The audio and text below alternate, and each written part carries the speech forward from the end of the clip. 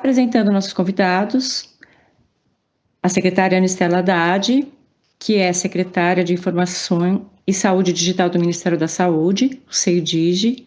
A Anistela tem um currículo invejável. Ela é dentista, especialista em odontopediatria pela Universidade de São Paulo, também mestre, doutora, livre-docente e professora titular da Faculdade de Odontologia da USP, além de docente permanente do Programa de Pós-Graduação em Ciências Odontológicas da Faculdade de Odontologia da USP. Ela tem ampla experiência em gestão pública, em saúde e educação, formulação de políticas públicas, foi assessora do ministro da Educação de 2003 a 2005, foi uma das idealizadoras e participou também da implementação do Programa Universidade para Todos, o ProUni. Nesse período, ela atuou também nos trabalhos relacionados à promulgação da lei que criou o Sistema Nacional de Avaliação da Educação Superior, os SINAIS, e a Comissão Nacional de Avaliação da Educação Superior, CONAS. Ocupou também no Ministério da Saúde o cargo de diretora de Gestão da Educação na Saúde da Secretaria de Gestão do Trabalho e da Educação na Saúde, que é o CIGETS, de 2005 a 2010, tendo coordenado a idealização e a implementação do ProSaúde, Telesaúde Brasil, Comissão Nacional de Residência Multiprofissional em Saúde, o CNRMS, Política Nacional de Educação Permanente em Saúde, Programa de Educação pelo Trabalho em Saúde, o PET Saúde, Programa de Expansão e Regulação nas Residências Médica e Multiprofissional em Saúde, Pró-Residência, o Revalida, foi coordenadora da Política Municipal para o Desenvolvimento Integral da Primeira Infância na cidade de São Paulo Carinhosa, de 2013 a 2016. Hoje ela representa o Brasil como um membro da Rede de Líderes La Primeira Infância, que foi fundado pela ex-presidente do Chile e atual comissária da ONU para Direitos Humanos, que é a Michelle Bachelet. Além de uma ótima mãe, esposa, amiga, eu tenho a sorte de poder falar isso por experiência própria, muito simpática, inteligente, linda por fora e por dentro. É uma enorme honra e prazer tê-la aqui conosco, Stella. Teremos também com a gente um outro amigo, Wilson Skonik. Wilson é médico patologista, clínico. Ele tem mestrado em saúde pública pela Escola Nacional de Saúde Pública Sérgio Arouca, da Fiocruz. Tem doutorado pelo Departamento de Patologia da Universidade de São Paulo. O Wilson é ex-presidente e atual diretor da Sociedade Brasileira de Patologia Clínica, Medicina Laboratorial, que é o SBPCML.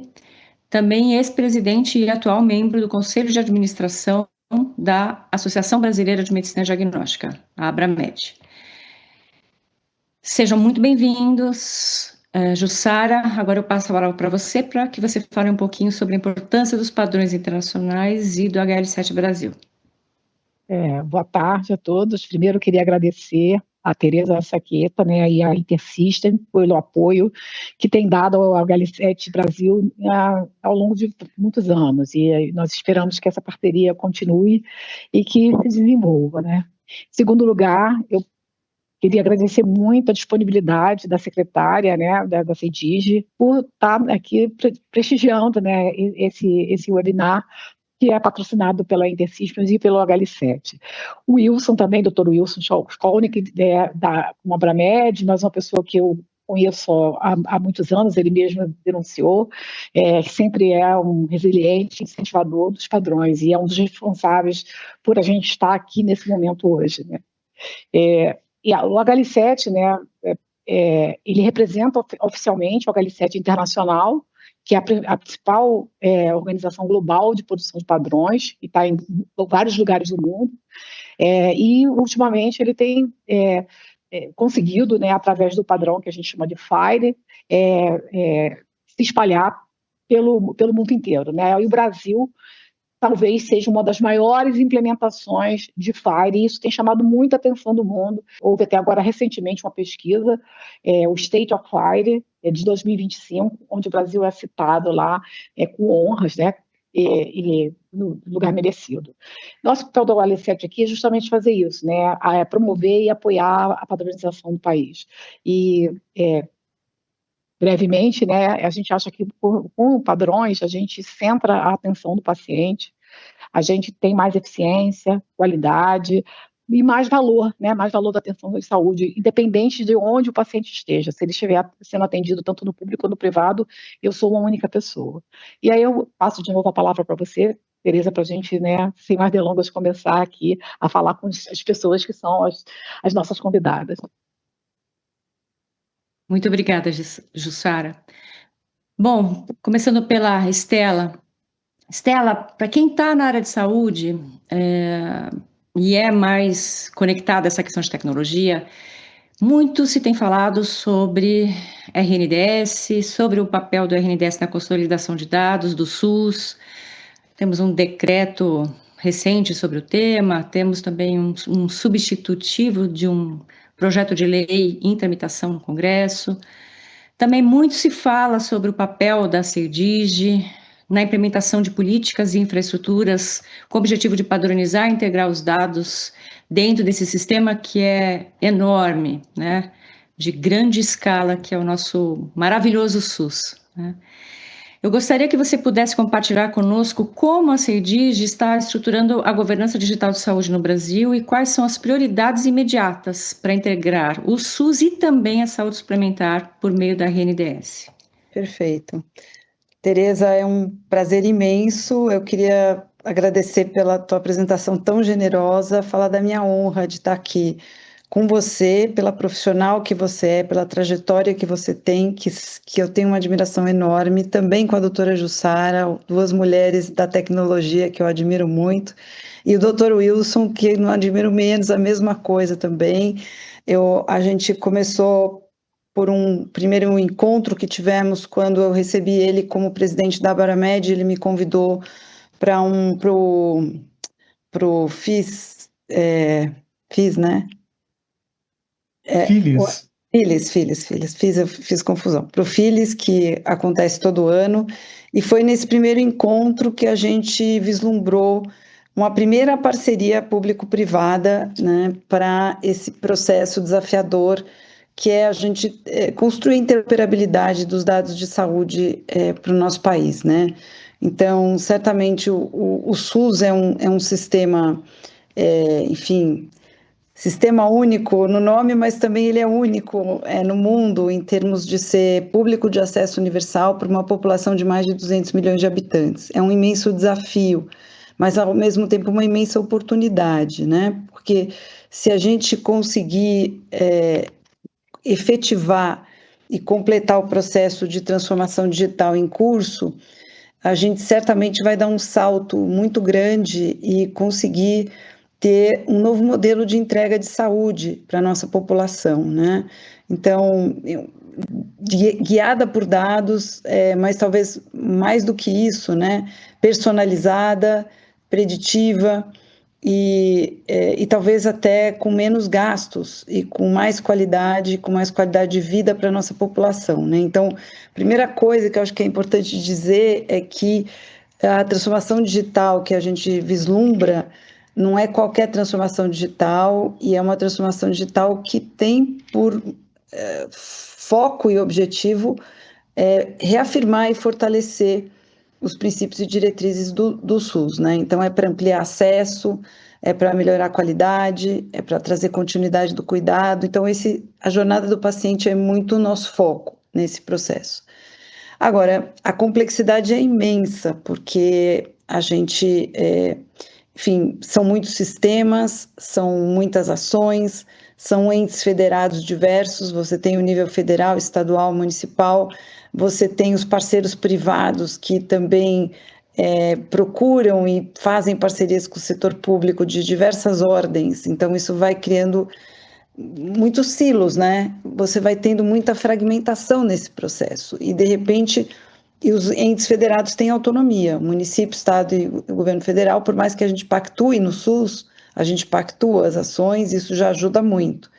Mas estados e municípios têm independência para as decisões, para o sistema que escolhe, para todo esse processo. Por isso que a gente não vai conseguir uma integração, e como quando você fala da interoperabilidade, ela é a palavra mágica para a gente poder construir essa jornada, né? Então, nós não vamos ter o mesmo sistema, nós não vamos os mesmos sistemas, nós não vamos integrar, no sentido da palavra Então, a construção da interoperabilidade, ela é o caminho para que a gente possa ter a jornada do paciente unificada, que ele possa conhecer a sua jornada, que o profissional que o atende no contexto de atendimento possa conhecer essa jornada para um melhor atendimento, com mais qualidade, segurança e continuidade, e para que também os gestores tenham os dados em tempo real e, nesse caso, muitas vezes até identificado para que possa tomar as decisões corretas, né?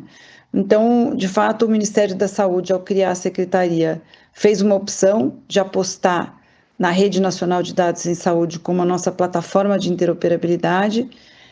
No começo foi muito difícil fazer valer essa escolha, muitos interesses entram em jogo nesse processo, tanto dentro do setor público quanto privado, várias formas de pensar, de ver. Então, a gente teve que realmente ser um pouco persistente. E encontramos alguns parceiros nessa persistência, e a coisa então foi se tomando forma, né? À medida em que as pessoas vão encontrando valor de uso, aí a ideia vai começando a se impor, né? Então, acho que é assim que tem acontecido. E nesse ponto eu queria destacar a nossa parceria com a Abramed, e agora com a HL7, que vai ser, com o Instituto HL7, que vai ser muito importante, né? Então, com a Abramed, porque se a gente lembrar, a RNDS, como é que ela começa? Ela começou na pandemia, né? E ela começou com os resultados dos exames de Covid e de resultados de vacina, porque a gente precisava saber para poder medir e predizer se estava sendo eficaz e como é que a gente fazia a vigilância da pandemia. Então, ela começou dessa forma. E aí, quando foi criada a secretaria e o DataSUS, então, passa a compor a Secretaria de Informação e Saúde Digital, a gente estudando um pouco o modelo da RNDS, entendeu que a gente podia avançar e aprofundar essa ideia, né?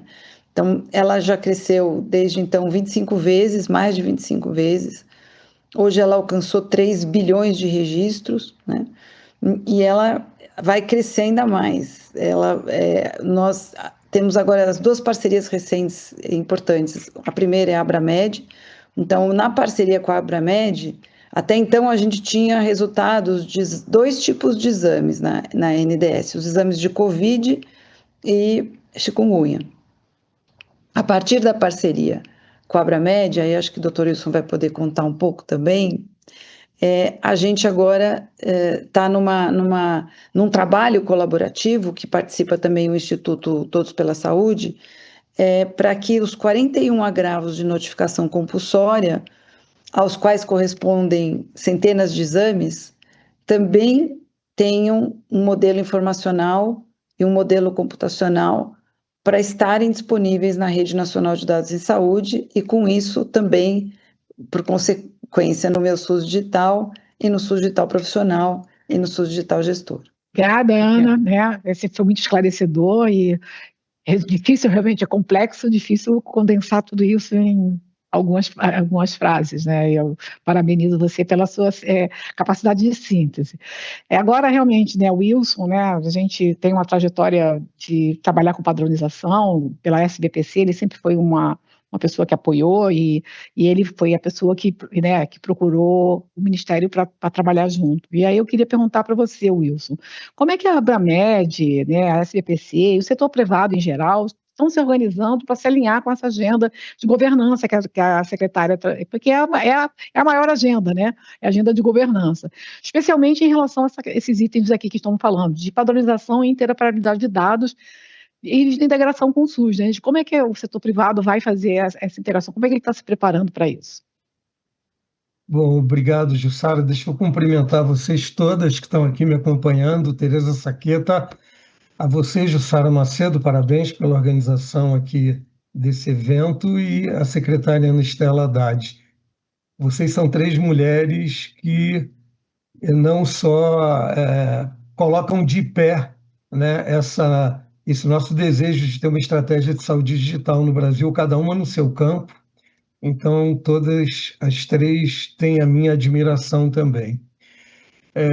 Uma missão aqui difícil substituir o atual presidente da Abramed, Dr. César Nomura, que não pôde estar aqui conosco, mas eu tenho, com certeza, algumas informações, porque participei desde o início desse acordo que a doutora Ana Estela Haddad referiu, e para mim é uma grande alegria poder estar aqui falando desse tema. Como vocês sabem, a gente tem aqui no Brasil já diferentes normativas que nos orientam a respeito de padrões de interoperabilidade. Desde 2011, né, a Portaria 2073 já definia que, para laboratórios clínicos, que é a área onde eu atuo, o padrão é o LOINC, é um padrão internacional. Mas, assim como o LOINC, outros padrões foram definidos, e disso vocês entendem muito mais do que eu, porque são protocolos de comunicação, é o HL7, é o FAR. Eu só conheço os nomes, mas não tenho ideia do detalhamento e do que isso tudo representa operacionalmente, né? Vocês são as pessoas de tecnologia. Mas na área privada, nós temos percebido que precisamos fazer um esforço por conta de a maioria dos dados contidos num prontuário médico serem originados na nossa área de atuação, na medicina diagnóstica. A gente hoje tem, se eu for falar muito por baixo num menu de exames laboratoriais, a gente pode aí falar de 3.000 diferentes exames, biomarcadores, e a cada dia chegam mais. E se a gente adicionar isso, os exames de radiologia, diagnóstico por imagem, a gente tem um número de informações muito volumoso. E essas informações precisam constar de uma forma única num prontuário médico, de modo que não causem confusão e o que seria muito, de alguma maneira, prejudicial aos médicos que lidam com essas informações e, no final das contas, aos pacientes que precisam receber o nosso cuidado. Então, nós temos as portarias que nos orientam, temos portaria do gabinete do Ministério da Saúde, a última que eu posso referir é de 2024, a portaria 5.201, que atualiza a lista de doenças de comunicação compulsória. Essa lista é extensa, como a secretária já referiu aqui, mas uma boa parte dessa lista se refere a resultados de exames laboratoriais.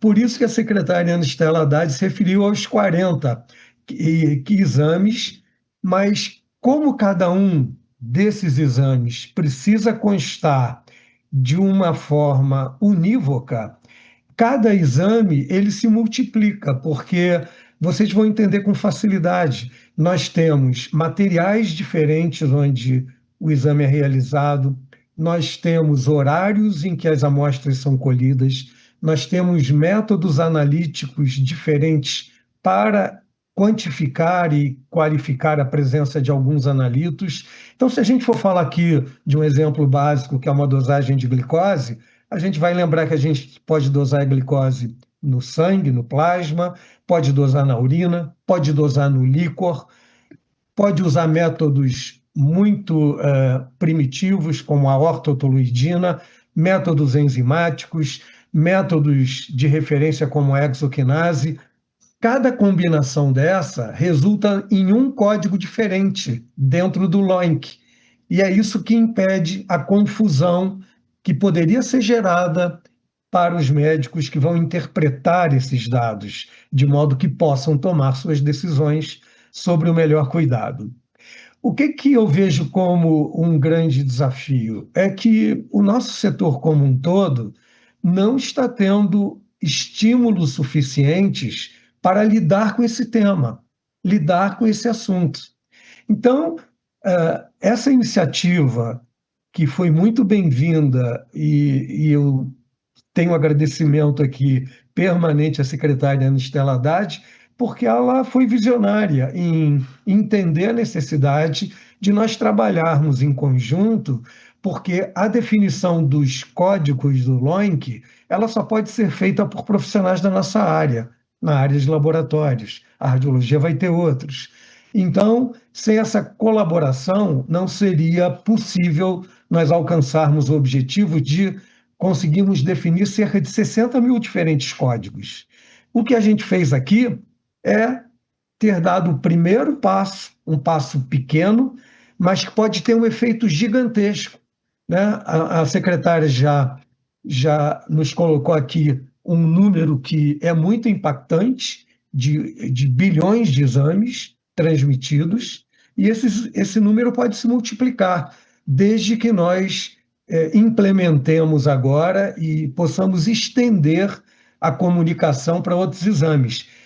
A nossa meta agora, segundo o interesse do Ministério, isso resulta do acordo de colaboração da Abramed com a CEIDIG, com a participação do Instituto Todos pela Saúde, que definiram, então, em conjunto, que os novos exames seriam relacionados às arboviroses. Então, a gente está acrescentando aí, além de Covid e de chikungunya, a gente está acrescentando aí dengue, a gente está acrescentando aí também a Zika, né? Então, a gente tem um conjunto de doenças que vem crescendo, cada uma fazendo esse número cada vez mais crescer, de modo que a gente possa ter aqui um case de sucesso que sirva de exemplo para a interoperabilidade também na saúde suplementar. Na saúde privada, é um exemplo que o SUS vai nos trazer. A gente valoriza, e aqui eu finalizo a minha primeira participação, a definição da RNDS como o reservatório natural desses dados, que vão estar acessíveis tanto para serem consumidos pelos próprios cidadãos e cidadãs brasileiras, como pelos médicos, como por outros stakeholders interessados, como são as secretarias de vigilância de vários estados e municípios. Eu devolvo a palavra a você, Tereza Jussara, a vocês. Excelente, Wilson. E seguindo nesse tema, né, dos exames, das notificações compulsórias de exames, quais são os principais desafios que os laboratórios, enfim, os hospitais, que a saúde suplementar enfrenta no cumprimento dessas notificações de forma digital e como essa integração com a RNDS, na sua visão, pode apoiar a vigilância epidemiológica de uma forma para que ela se torne mais rápida, mais precisa? Bem, Tereza, como todos nós sabemos, a gente tem um sistema aqui de saúde no Brasil que é muito descentralizado, né? A secretária também já mencionou isso. Então, para vocês terem uma ideia de um laboratório que atua em nível nacional em mais de um estado ou em diferentes regiões, a gente tem aí cerca de 5.700 municípios diferentes. Se cada município fizesse o seu padrão de comunicação e as suas exigências de informações, a gente seria levado a uma tarefa muito difícil de ser cumprida, né, de atender esses diferentes desejos. Então, eu acho que o Ministério da Saúde, com a CEIDIG, com o DataSUS, tem um papel preponderante aqui na padronização dos dados que precisam ser transmitidos, de modo que todos os estados e municípios fiquem atendidos e possam consumir os dados lá diretamente da RNDS, né, que, por sua vez, receberá esses dados de laboratórios e de outros serviços de saúde. O grande desafio que eu vejo, no momento, eu volto ao ponto, é um estímulo para que isso aconteça. A gente sabe que em muitos países, talvez mais ricos que o Brasil, houve até estímulos financeiros para adesão à saúde digital. Não é algo que a gente não tem aqui no Brasil. Então, a gente tem que ser criativo e poder, talvez através de letramento, fazer todas as partes entenderem que os benefícios são enormes se nós conseguirmos colocar de pé esse sistema único de comunicação que vai atender a população e aos profissionais de saúde de uma maneira inédita ainda aqui no Brasil. Eu acho que o exemplo que nós tivemos na Covid, quando os dados foram transmitidos, e os ganhos que o próprio Ministério obteve com essa experiência, servem como um exemplo. E olha que a gente já tem no próprio Ministério grupos formados para podermos enfrentar eventuais novas pandemias que virão por aí. Então, nós precisamos urgentemente ter isso estruturado, não podemos perder mais tempo. Então, o setor privado contribui com seus profissionais de modo a dar mais agilidade e que nós consigamos finalizar esse processo, ou pelo menos dar mais velocidade a esse processo. Eu só vou fazer um gancho aqui que me lembrou o passado. Eu comecei a pensar nessa coisa de interoperabilidade em 2001, quando eu era diretora lá no Hospital de Ipanema. E aí teve aquela questão da dengue, né? E eu trabalhava também no setor privado, você sabe disso. E aí eu falei assim, mas essa notificação da dengue os hospitais privados não estão fazendo. E foi ali que eu comecei com isso, que fui para a ANS e todo esse caminho. E pegando o seu gancho aí, que é um gancho importante, né? E eu vou perguntar agora para a Ana, o que a CEDIG e o Ministério da Saúde tem planejado para apoiar o setor privado, eu não estou falando de suplementar, mas todo o setor, né, público e privado, para adotar esses padrões e reduzir essa heterogeneidade de sistema de informação no país? Qual é o que você está pensando? Obrigada pela pergunta, doutora Jussara. Eu queria dar um passo atrás antes de responder essa pergunta, ainda falando um pouquinho dentro da parceria desse modelo, né, que nós já alcançamos. Claro que a gente vai trabalhar agora nos 41 diferentes agravos, estamos trabalhando dentro do Ministério também junto com a Secretaria de Vigilância em Saúde e Ambiente, a Coordenação Geral de Laboratórios, para estabelecer a priorização e trabalhando junto com eles nesse processo. O modelo informacional do Registro de Exame Laboratorial, o REL, recém-publicado em portaria e pactuado na CIT, na última CIT, que foi lá em Belém, ele é um marco em relação a modelos informacionais anteriores, e talvez o doutor Wilson possa complementar aqui até com mais propriedade do que eu. Ele é um marco de amadurecimento para a RNDS, porque o doutor Wilson citou o LOINC, né? Bom, o GAL, que é o nosso sistema de informação laboratorial do SUS, ele não usa o LOINC, ele usa um outro padrão. Então, foi preciso fazer um depara em relação ao LOINC para o GAL, e com isso foi criado um registro de exame laboratorial, que a gente está chamando de genérico, né? A partir do qual os diferentes agravos, exames, terão uma derivação, né? Isso foi uma inovação também, porque até então a gente desenvolvia modelo por modelo, agora a gente tem um modelo genérico e a gente vai ter essas variações. Então, a gente entende isso também como um amadurecimento da Rede Nacional de Dados em Saúde, né? Agora, indo para a pergunta da doutora Jussara, que não é fácil de responder e é uma questão que tem nos perseguido desde o início da gestão, que é como ganhar, né? Ganhar o setor público e privado, eu diria, não é só o privado, porque tudo isso está muito emaranhado e misturado, né? Então, a gente tem estados que, por uma pressa em oferecer resultados, o gestor ele tem um tempo finito, ele quer... Então, às vezes, ele compra uma solução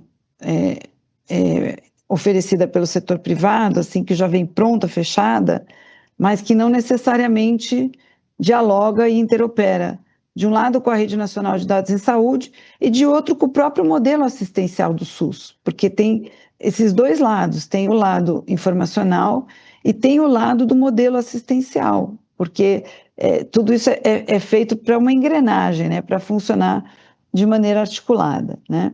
Então, eu acho que eu entendo que os maiores atrativos para a adoção, nós não temos estímulos financeiros, nem temos como, porque o nosso recurso mal dá conta do que a gente precisa fazer no setor privado, no setor público, então a gente não teria como oferecer estímulos financeiros, mas eu acho que o fato de que tudo isso vai levar o paciente a ter os seus dados de saúde, de um lado, e vai levar o profissional que atende o paciente em qualquer ponto da rede de serviço.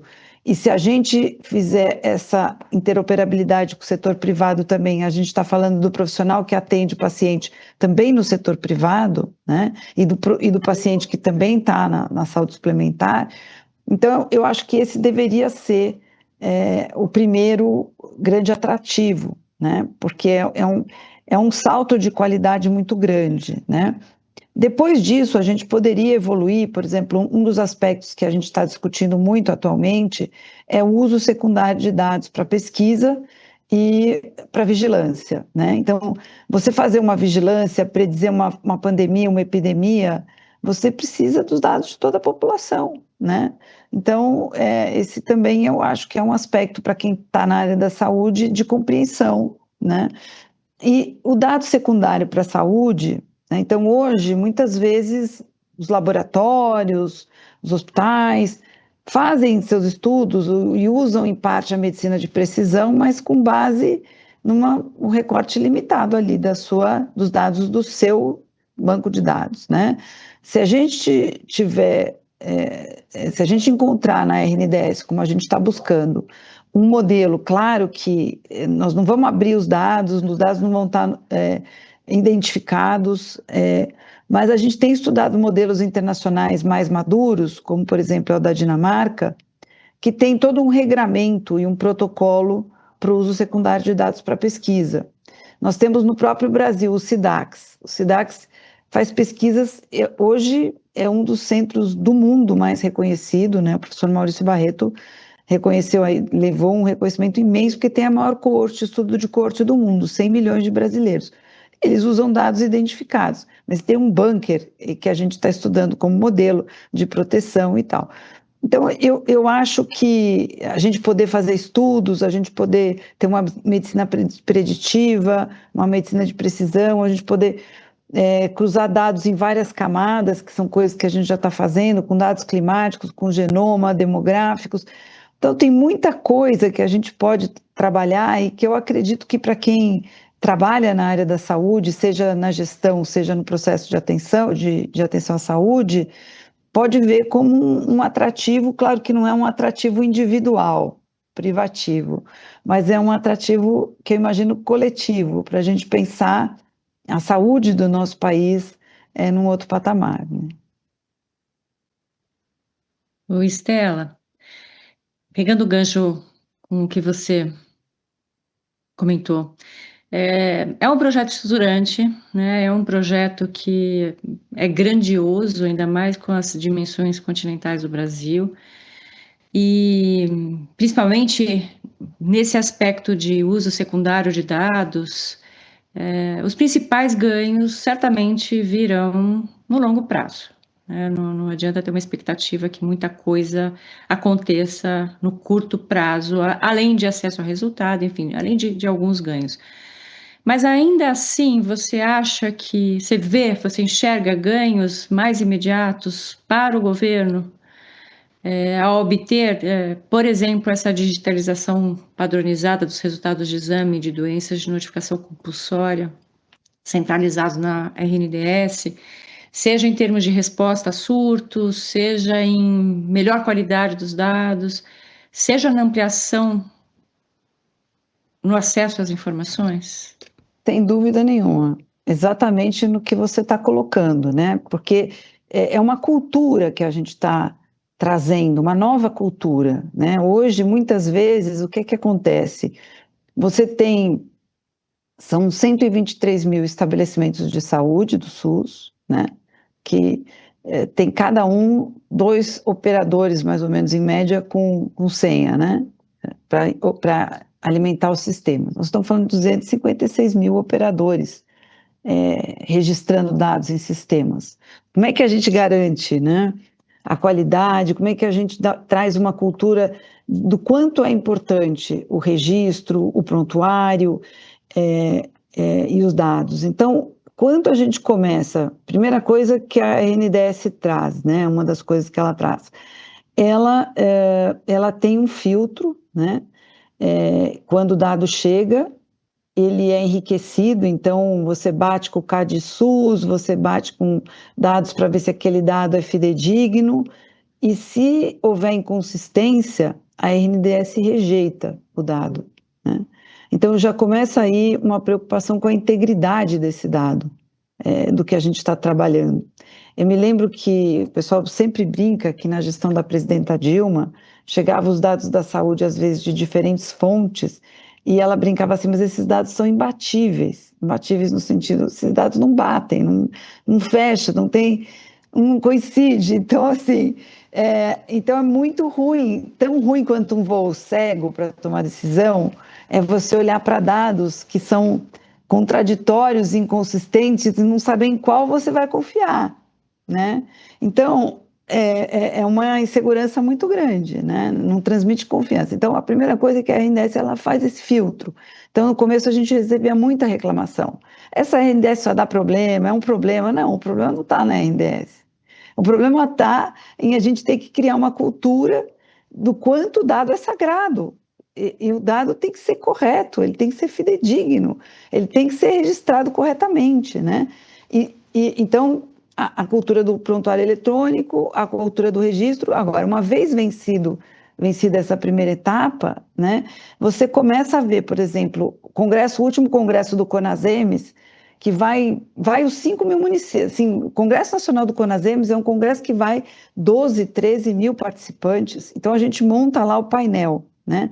Então, a última vez a gente montou os painéis de vacinação e já tinha o recorte por município, por unidade de saúde. Então, os gestores iam lá no stand e queriam ver os seus dados do seu município, Então, isso começa a criar nele a ideia de que, bom, o dado está servindo, e aí você começa a criar uma cultura de todo mundo alimentar o sistema, né?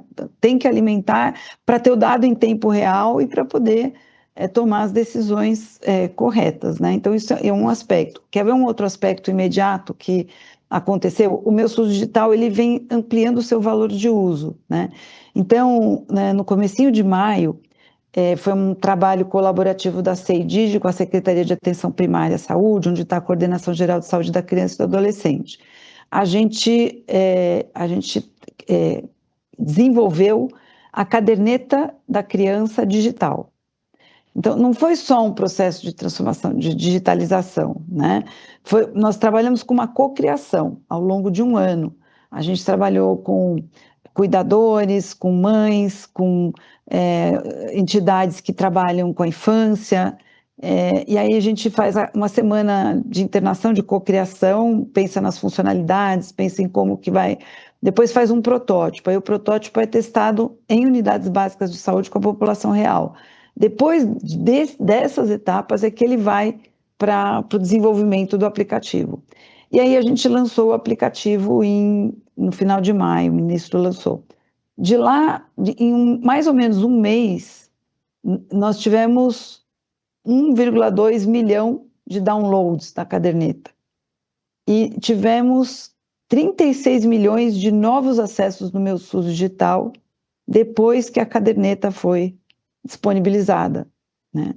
Então, as coisas vão acontecendo, daqui a pouco, às vezes as pessoas na hora não relacionam o fato com a causa, mas aos poucos isso vai acontecendo. O profissional de saúde, a partir da caderneta da criança, se ele atende, faz o acompanhamento da criança e da mãe na consulta de rotina, na atenção primária, ele faz os registros lá no ESUS-APS, no prontuário do paciente, ele não precisa mais preencher duplamente, daí a mãe traz a caderneta em papel e ele tem que preencher também. Não, ele preenche no prontuário e isso já é espelhado na caderneta da criança digital, né?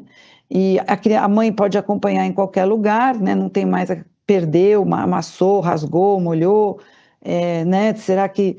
Então, você começa a ter uma outra qualidade. Claro, nós não vamos interromper a caderneta em papel. Até isso chegar para todo mundo, a caderneta em papel continua em paralelo, né? Mas, assim, agora nós estamos fazendo a do adolescente. E a do adolescente, os adolescentes participaram. Foi uma coisa incrível, porque foram várias oficinas virtuais com vários adolescentes do país inteiro, que culminou com uma oficina presencial com 40 adolescentes de todas as partes do país, e tinha assim, tinha adolescente cadeirante, surdo, autista, enfim, e dentro dessa diversidade, eles foram estabelecendo como que eles queriam a caderneta do adolescente, sabe? E olha, foi daqueles momentos que você está ali e fala, nossa, como vale a pena esse trabalho, né? Porque é lindo de ver eles protagonistas do seu processo de saúde, né? Então, muito legal. Então, é isso, a gente vai, essa base estruturante, ela vai aos poucos caminhando, vai ter a da gestante, vai ter a do idoso. Hoje você já tem lá as informações educativas, todo o calendário vacinal de rotina da criança, do adulto, do idoso, está lá. Se a gente precisa de alguma coisa, a gente atualiza.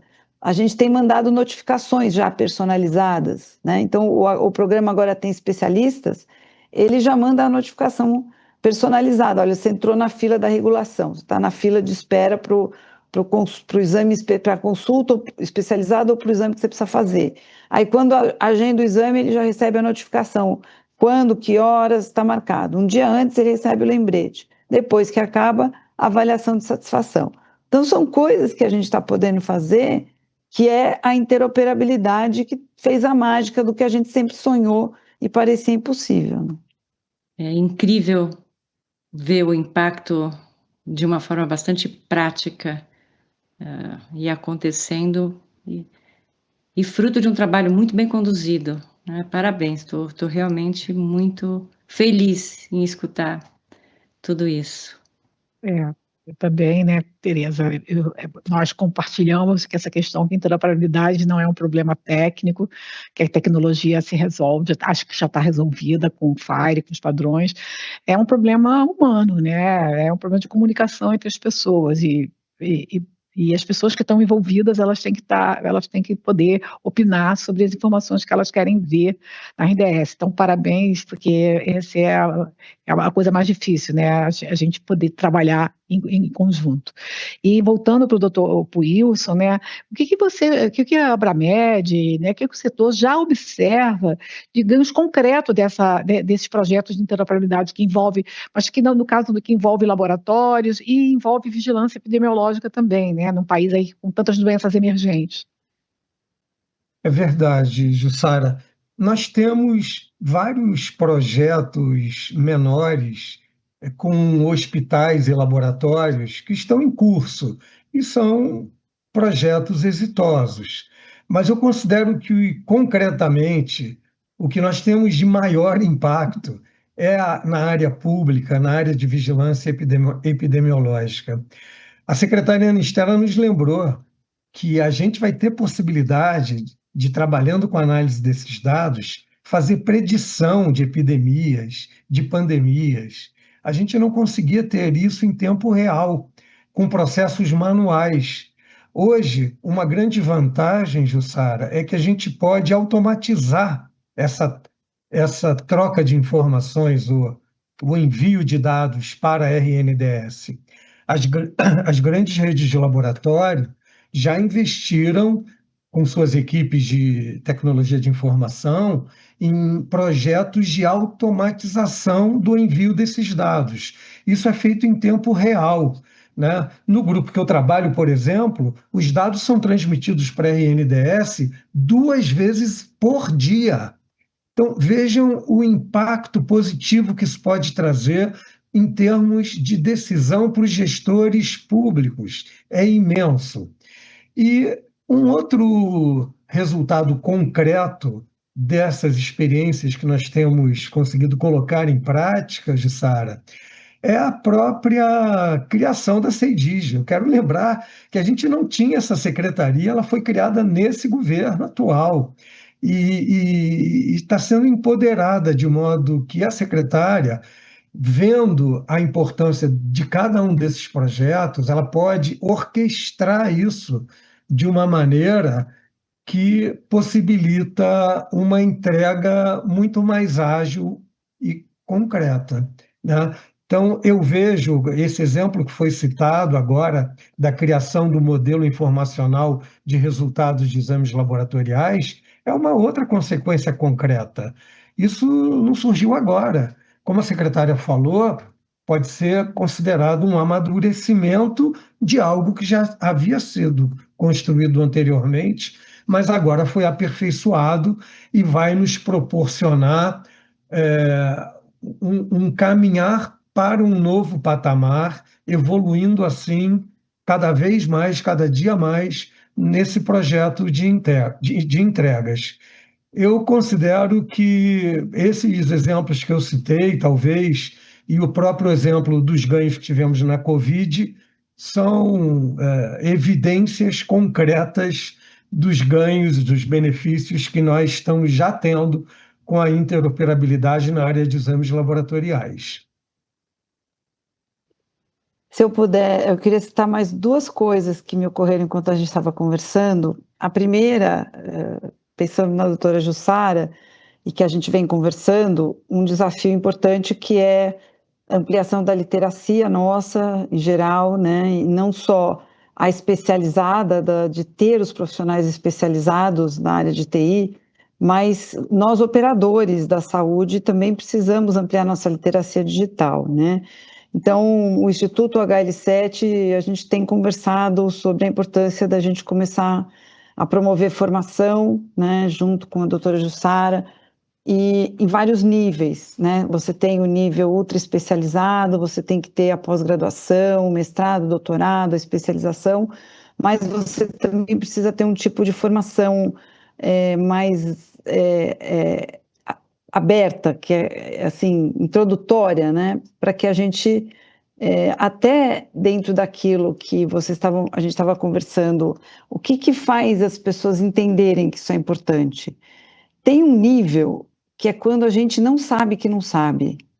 Quando a gente não sabe que não sabe, a gente não consegue dar valor para uma coisa. Quando a gente começa... Tá fechado? Vocês estão me ouvindo?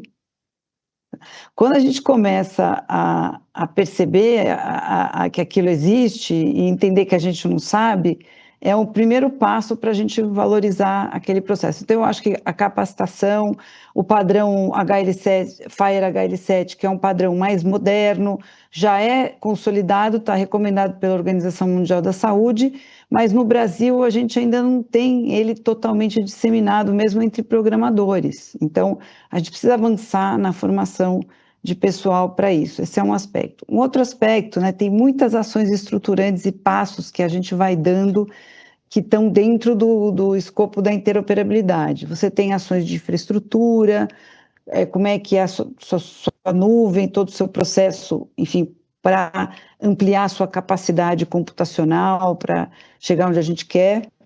E tem alguns aspectos, por exemplo, tem uma lei de 2023 que estabeleceu o CPF como identificador único, né, para os serviços públicos.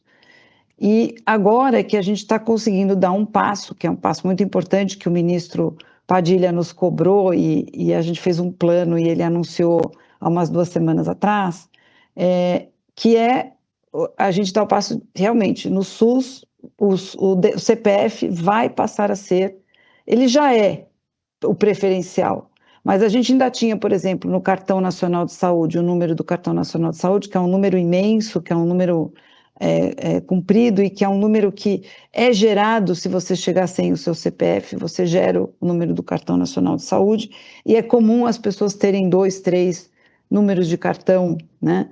Muitas vezes vinculado ao CPF e às vezes até não vinculado. Então, a gente fez um levantamento no CadSUS, a gente estava lá em julho com 340 milhões de cadastros. A gente já conseguiu limpar quase 80 milhões, que a gente vai ligando e atrelando ao CPF. Então, se a gente tiver esse número provisório como realmente provisório e não poder ser permanente, e fortalecer a questão do CPF, né, e adaptar todos os sistemas, a gente tem uns 40 sistemas que a gente vai ter que adaptar para que o identificador seja o CPF. Vai dar bastante trabalho, mas a gente já está em produção e já começou a fazer isso. Então, o cartão de saúde agora que é emitido, os novos já estão sendo emitidos com o CPF e não mais com o número do cartão. E em breve vai estar no meu SUS digital também. Então, é mais um passo que a gente dá para para preparar bem a interoperabilidade.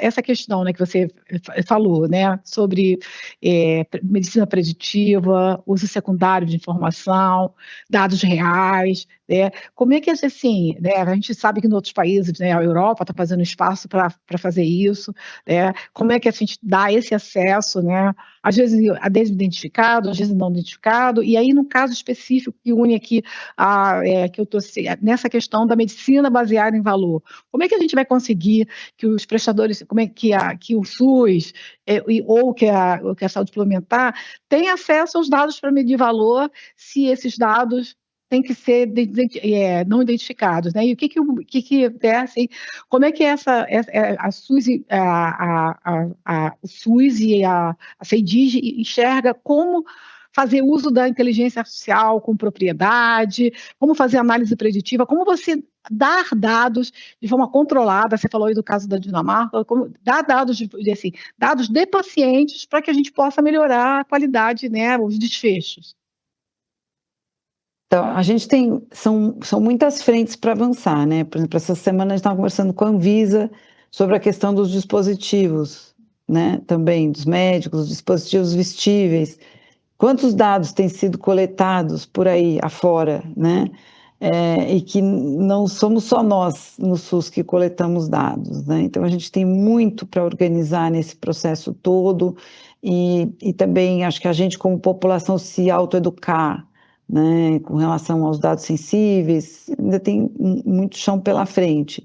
Mas a gente vem estudando sim os modelos, o modelo da Europa, a Europa está fazendo uma rede de dados, né, dos dados europeus, estudando, a gente tem uma cooperação já de longa data com a Dinamarca, e a gente dá para ver o quanto isso é complexo, porque eles que são muito maduros, eles têm uma burocracia enorme para ceder dados identificados, e são protocolos rigorosíssimos, né?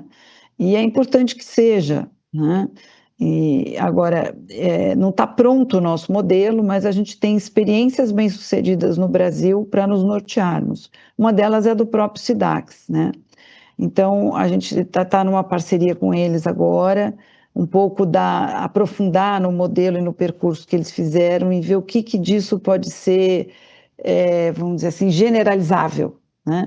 Para que a gente tenha um modelo que a gente possa abrir, né, para a comunidade de pesquisa de uma maneira mais estruturada, mas sempre com muito cuidado, né, com muita ciência, com muita consciência e senso de responsabilidade de que, como Ministério da Saúde, a gente não é dono dos dados de saúde, o dono é o titular dos dados, nós somos controladores, e como controladores a gente tem uma imensa responsabilidade de cuidado sobre esses dados, de guarda, né? E a gente tem conversado um pouco no Ministério também sobre a importância do desapego no sentido assim, quais são os dados necessários, né? O que não é necessário, melhor a gente não guardar, mas tem que saber como descartar também, né? Tudo isso faz parte tá lá, a LGPD é muito boa, a gente tem que só seguir a lição direitinho, fazer a lição direitinho, né? Bom, ficaria aqui por horas conversando, mas infelizmente precisaremos encerrar essa conversa boa. Deixo aqui uma pergunta, ou melhor, duas finais, para que vocês respondam de uma maneira rápida. Que mensagem-chave vocês gostariam de deixar sobre esse movimento inédito de colaboração entre o CEDIG e a saúde suplementar na figura da Abramed? E qual é a prioridade de curto prazo de cada instituição para poder consolidar os dados, para poder usar a RNDS como uma plataforma comum para o sistema de saúde, seja ele público ou privado? Quem começa, Tereza? Fica à vontade, Wilson.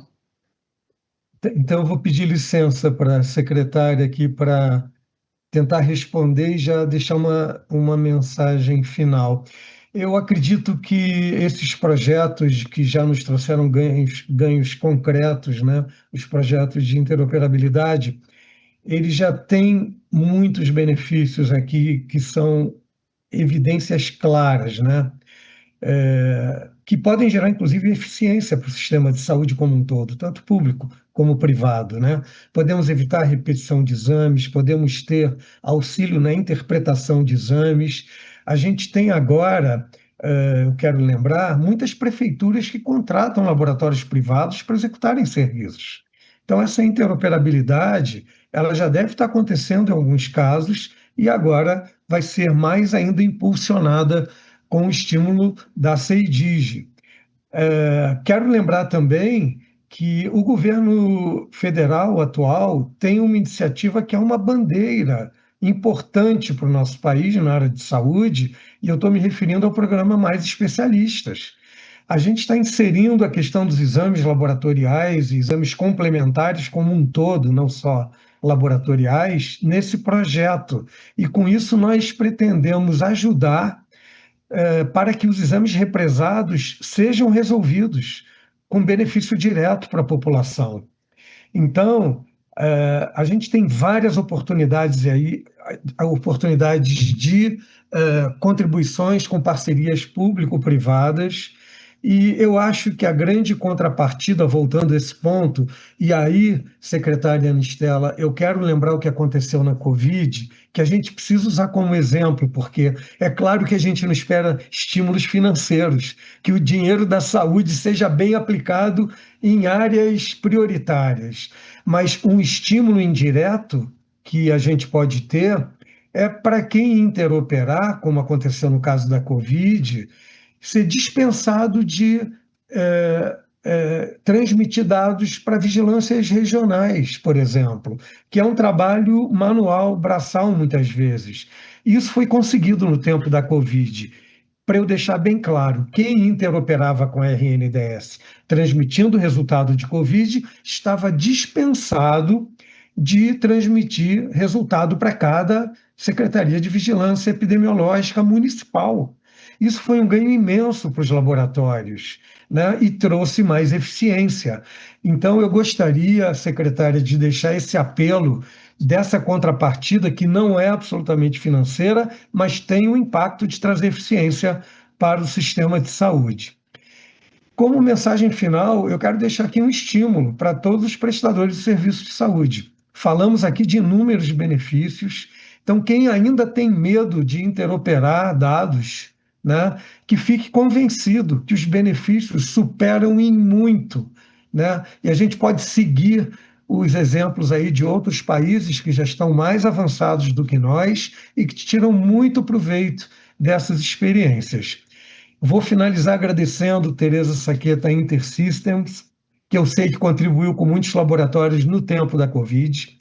Quero também agradecer a Jussara Macedo, que é uma companheira aí de longas batalhas, desde a da Agência Nacional de Saúde Suplementar, quando você, Jussara, implementou e criou praticamente o COPIS, né, que é o Comitê de Padronização e Interoperabilidade na ANS.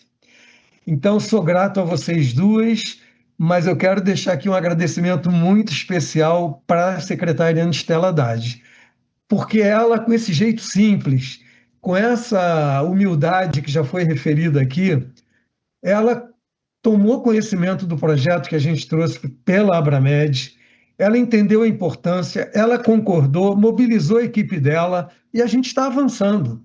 Então, eu espero que a gente avance muito mais. Deixo aqui os meus sinceros agradecimentos pessoais e em nome também da Abramed, secretária. Muito obrigado.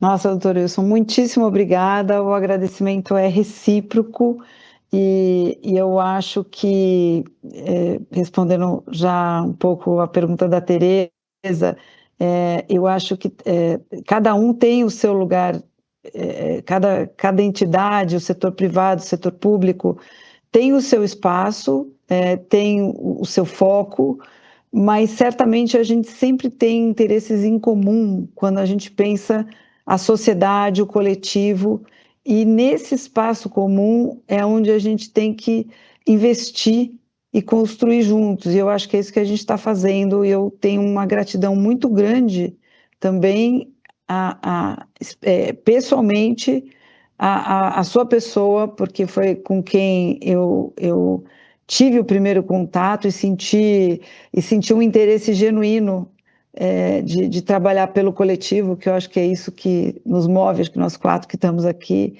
E então está sendo uma oportunidade de crescimento mútuo. Acho que está ganhando o setor público, está ganhando o setor privado. E eu acho que é isso que a gente tem que construir, espaços em que todos ganhem, né?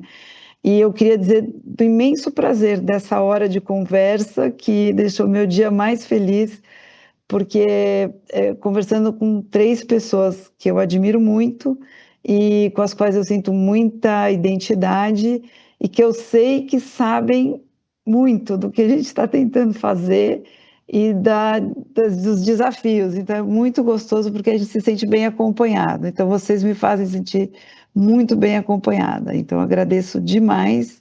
Contem com a gente.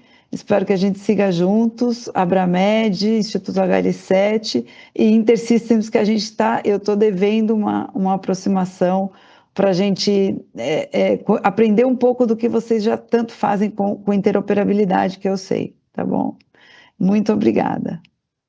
Bom, eu que tenho que agradecer, né, esse privilégio de estar aqui com 3 pessoas que eu admiro bastante, né, pessoas visionárias, pessoas resilientes, que eu acho que é uma característica que a gente tem, a gente, né, cai, levanta, e tinha uma frase, acho que era do Desmond Tutu, que ele falou que se